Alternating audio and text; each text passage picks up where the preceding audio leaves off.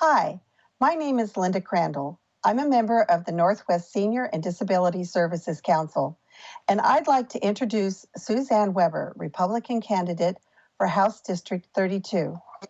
Thank you so much for taking the time to be here today to share your positions for the voters. Thank you so much for the invitation, and I really appreciate being able to be here and talk with you. Tell us about your positions and your experience that would encourage a senior or persons with disabilities to vote for you. Well, I have a lot of experience. I have lived on the North Oregon coast for 50 years. I came here to stay for 2 years and then go back to northern Minnesota, the mosquitoes and the snow, and found that I loved this area and all that it had to offer. And so I have been actively involved, not only in raising my family, but in teaching, services to my church, services to my community as the mayor and city council member, and services to my county with the Housing Commission, realizing all of what we have as challenges in that area, and to the greater area with the Clatsop, Columbia, and Washington counties, working on economic development and transportation.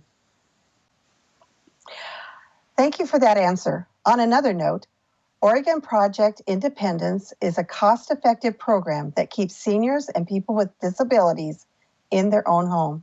And yet every year proposed funding for OPI is significantly cut. If elected, what will you do to protect funding for OPI?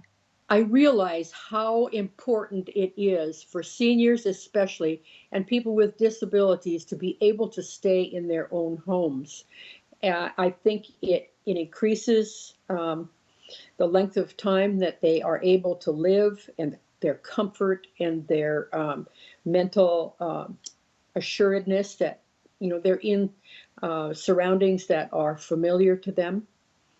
And I really had no idea how the proposal for funding was cut and what kind of considerations were taken in as they were cut.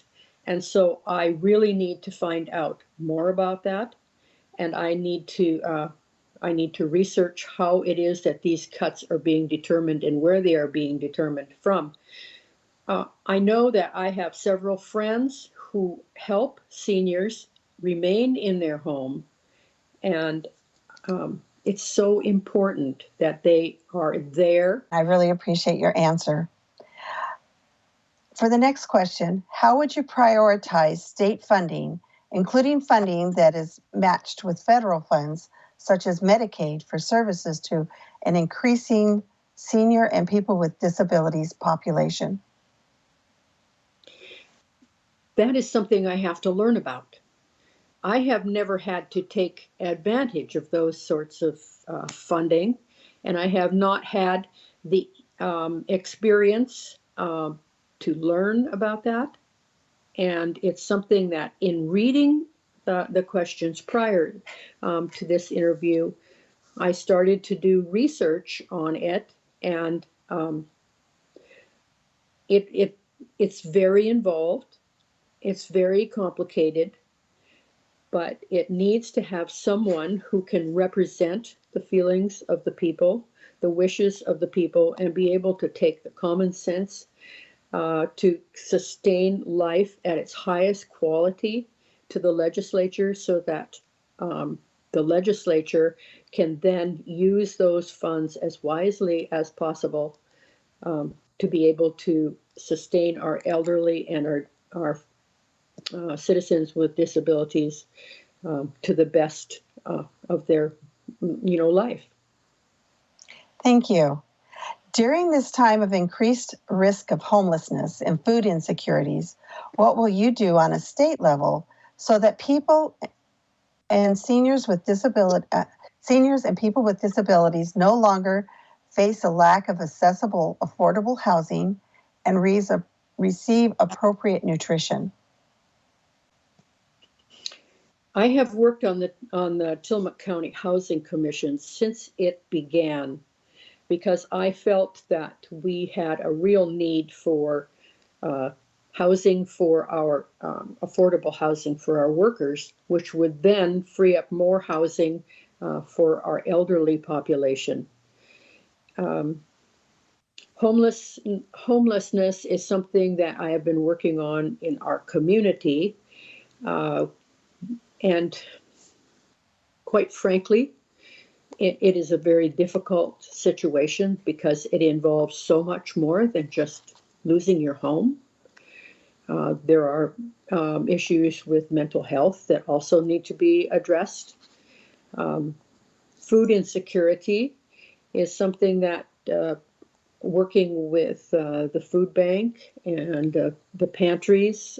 And for the final question, what are your plans to improve the health of vulnerable seniors and people with disabilities, including people of color who traditionally suffer from more health disparities due to pre-existing conditions? I think that universal insurance has to be a part of this. Now, that's not necessarily something that's popular, uh, but I feel that medical accessibility to medical facilities is very important. I think that, especially for the vulnerable, I think that we need to increase our ability to do the telemedical in this area, especially. I'm on a learning curve. Before I decided to do this job, there were a lot of things that I took for granted. And now that I have decided to run for this office, there are a lot of things I need to learn. I need to learn about the health of seniors. Um, I have worked for County Wellness ever since its inception, also, which also benefits seniors and people with disabilities. Thank you so much for taking the time to be here today and to share your positions and your experience so that voters can make an informed choice. I want to thank you for inviting me. Again, this is Suzanne Weber, Republican candidate for House District 32.